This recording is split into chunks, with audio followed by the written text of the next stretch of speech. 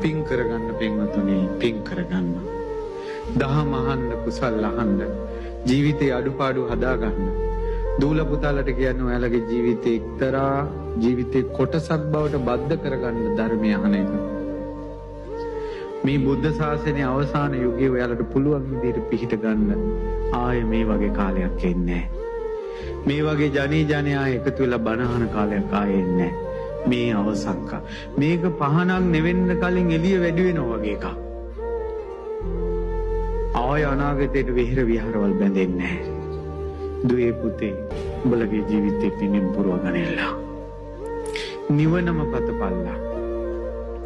අද මේ රැයක් පුරා බණ අහන පින, බුදුරජාණන් වහන්සේට අනද මොනදුට පැහැදුන පින, දහමේ වටිනාකම තේරුම් ගත්ත පින අපිට සංසාර දුකෙන් නිදහස් වෙන්නම හේතු වාසනා වේවා.